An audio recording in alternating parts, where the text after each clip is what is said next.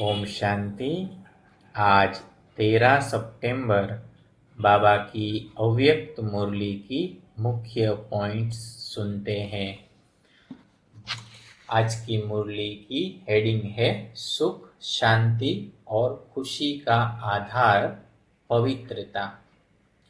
आज बाप दादा अपने चारों ओर के सर्व होलीनेस और हैप्पीनेस बच्चों को देख रहे हैं। तो आज बाप दादा हमको होलीनेस की दृष्टि से देखते हैं और हैप्पीनेस की दृष्टि से देखते हैं। आगे बाबा ने कहा है कि बाप दादा द्वारा जो नॉलेज मिली और नॉलेज की शक्ति से जान लिया कि मुझ आत्मा का अनादि और आदि स्वरूप है ही पवित्र। तो बाबा कहते हैं कि आपका स्वरूप कौन सा है? अनादि और आदि स्वरूप जो है वो पवित्र स्वरूप है। तो अगर हम इस नॉलेज की शक्ति का यूज करें तो हम यह स्मृति रखें कि मेरा ओरिजिनल स्वरूप ही पवित्रता है।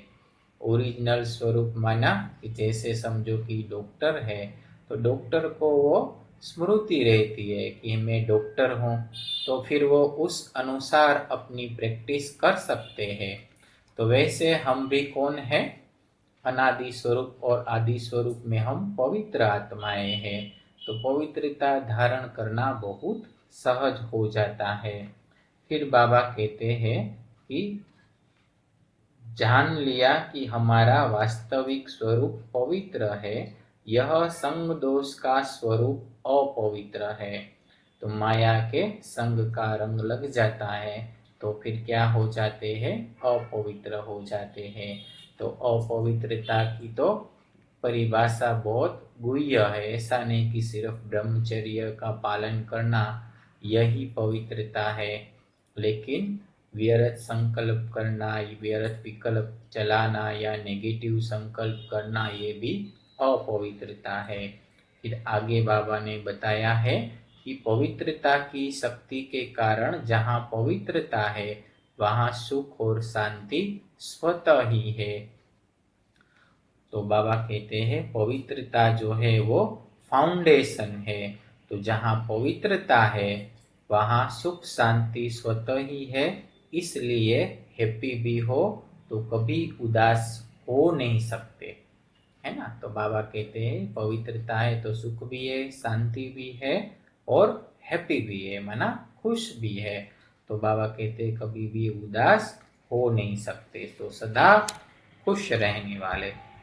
फिर बाबा ने एक बहुत ही सुंदर एग्जाम्पल दिया कि जैसे बच्चे माँ के पास स्वतः ही जाते हैं ना, कितना भी अलग करो फिर भी माँ के पास जरूर जाएंगे। वो तो आप सभी को अनुभव है। फिर बाबा कहते हैं तो सुख शांति की माता है पवित्रता। तो जहाँ पवित्रता है वहाँ सुख शांति खुशी स्वतः ही आती है। तो क्या बन गए? बेगमपुर के बादशाह, है ना। तो बाबा कभी मुरली में बहुत सुनाते हैं। बाबा कहते हैं बादशाह है तो विश्व में बहुत हो गए द्वापर से, लेकिन बेगमपुर के बादशाह जो है वो कोई नहीं बना। बेगमपुर का बादशाह जो है वो आप बच्चे ही बनते हो, क्योंकि इस नॉलेज के आधार से हमारे जीवन में कैसी भी परिस्थितियाँ है या कुछ भी है, लेकिन हम जो है वो गम में नहीं जाएंगे। इसलिए बाबा ने हमको आज टाइटल दिया कि आप बेगमपुर के बादशाह हो। फिर बाबा ने कहा यह ब्राह्मण परिवार बेगमपुर अर्थात सुख का संसार है। तो यह परिवार जो है वो हमारा सुख का संसार है। फिर आगे बाबा ने कहा कि कितना बढ़िया ताज है, लाइट का ताज पवित्रता की निशानी है। जो लक्ष्मी नारायण के पीछे दिखाते हैं लाइट, तो वो बाबा कहते हैं लाइट का ताज जो है वो कौन सा है? पवित्रता की निशानी है। अभी हम पवित्र बनते हैं तो फिर देवी देवताओं के जड़ चित्रों के आगे भी वो लाइट का दिखाते हैं। और बाप दादा के दिल तख्त नशीन हो। हाँ, तो बाबा कहते हैं कि आप कौन हो? भगवान के दिल के तख्त नशीन हो, है ना। तो संगम युग पर हमको अभी भगवान का दिल तख्त मिलता है, जो सारे कल्प में किसी को नहीं मिलता, जो हमारा जन्म सिद्ध अधिकार के रूप में बाबा ने हमको दिया हुआ है। फिर बाबा कहते हैं कि अभी आप समस्याओं को समाधान करने वाले समाधान स्वरूप आत्मा हो, है ना। तो बाबा कहते हैं हम कौन हैं? तो बाबा कहते हैं आप समस्याओं का समाधान करने वाले समाधान स्वरूप आत्मा हो। फिर बाबा कहते हैं समस्याएं आप लोगों से खेलने के लिए खिलौना बनकर आती है, खेल करने के लिए आती है, न कि डराने के लिए आती है। तो बाबा कहते घबराने वाले तो नहीं होना। जहां सर्व शक्तियों का खजाना जन्म सिद्ध अधिकार हो गया, तो बाकी कमी क्या रह गई? भरपूर होना। बाबा कहते हैं सर्व शक्तियों का खजाना हमको मिल गया, तो फिर कमी कौन सी रह गई? फिर बाबा कहते हैं मास्टर सर्वशक्तिवान के आगे समस्या कोई नहीं है। हम बाबा के बच्चे सभी मास्टर सर्वशक्तिवान है, तो हमारे आगे समस्या कोई नहीं है।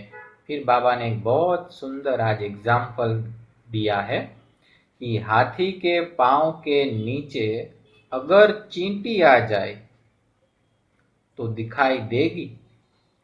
तो यह समस्याएं भी आप महारथियों के आगे चींटी समान है।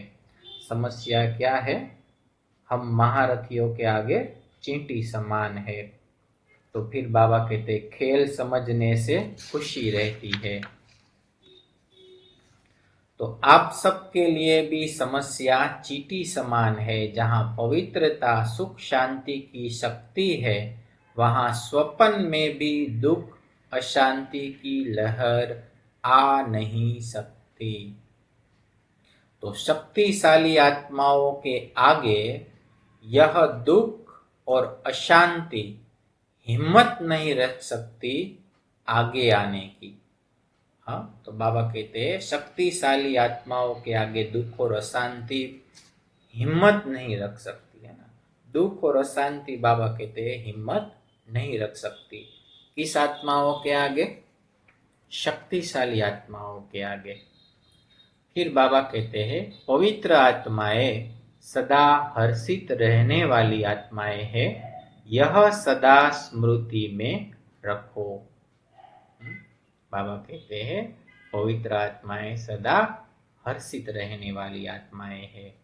फिर बाबा ने अंत में बहुत सुंदर बात बताई कि अनेक प्रकार की उलझनों से भटकने से दुख अशांति की झाल से निकल गए, क्योंकि सिर्फ एक दुख नहीं आता, लेकिन एक दुख भी वंशावली के साथ आता है। तो उस झाल से निकल आए, ऐसे अपने को भाग्यवान समझते हो ना। हाँ, तो बाबा कहते हैं सभी दुखों से पार हो गए। पुरानी दुनिया में हम देख रहे अभी कितने दुखों की झाल है, उससे हमको बाबा ने बाहर निकाल दिया। तो बाबा कहते हैं ऐसे अपने को भाग्यवान समझते हो ना। तो आज विशेष रूप से बाप दादा की ये मुरली की मुख्य पॉइंट्स थी, जो नशे वाली बात थी, वो आज हमने शेयर किया। अच्छा, ओम शांति। शुक्रिया बाबा, शुक्रिया।